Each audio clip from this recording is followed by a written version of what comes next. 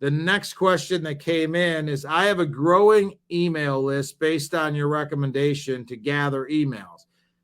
How can I now use this to improve my marketing efforts? Great question.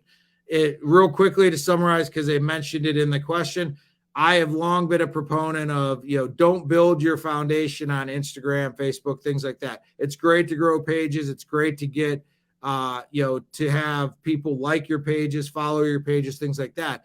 But you want to have an effort to get people to fill out a contact form, go onto a mailing list, things like that, because a mailing list is something you own. Facebook can actually decide, and I actually have somebody I'm trying to work with right now that built a very large following on Instagram, 50,000 plus followers on Instagram, which was the primary driver of their business.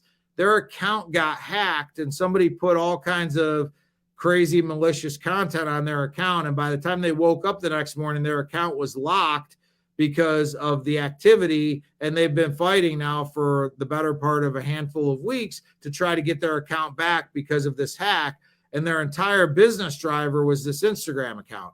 So now they're sort of dead in the water right now until they can get access back to this Instagram account.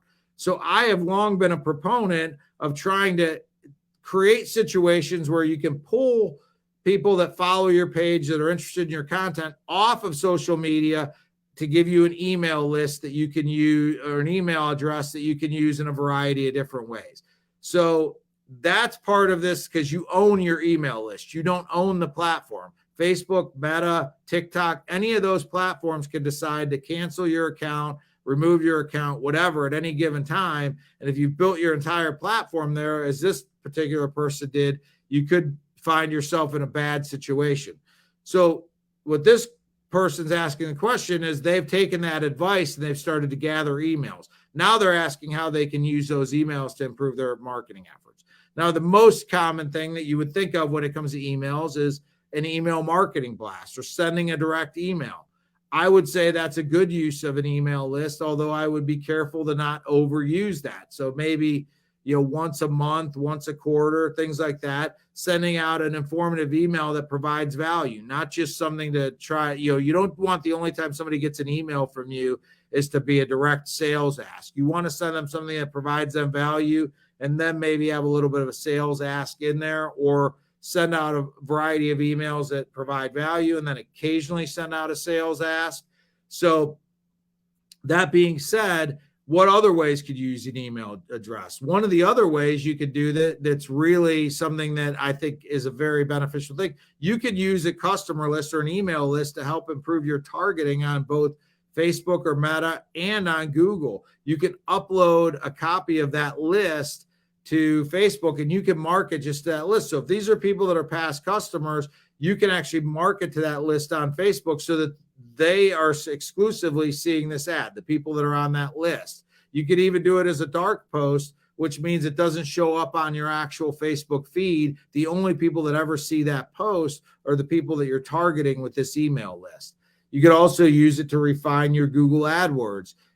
You could also use it on Meta to create what's called a lookalike audience. So say you've built a list of 5,000 people that have bought from you in the past. You can upload that list to Facebook and say, okay, find all the common traits, all the common denominators of these 5,000 people, and then find me 50,000 people that look like these 5,000 people. And the idea is that if there's commonalities between the 5,000 people that have bought from you, it's reasonable to think that if Facebook can align 50,000 more people in your area that have similar traits, similar interests, similar hobbies, things like that, that they also might be a better subset of 50,000 people, might be better than just a random 50,000 people because they have common traits of people that have already bought from you.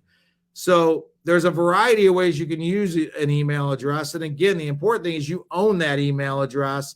You don't own your platform on Facebook, Instagram, TikTok, whatever platform that you love. You don't own that, and they can remove that access if they'd like to.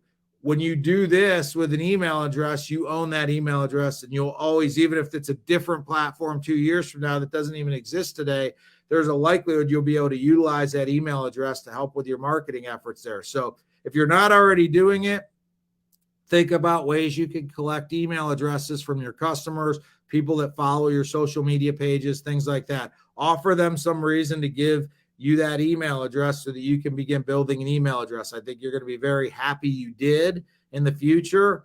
And heaven forbid something like what happened to another client, person I'm working with, had happened to their Instagram account with 50,000 followers. Hopefully that person would be in a much better position today if they had those email addresses versus having just those 50,000 followers on Instagram.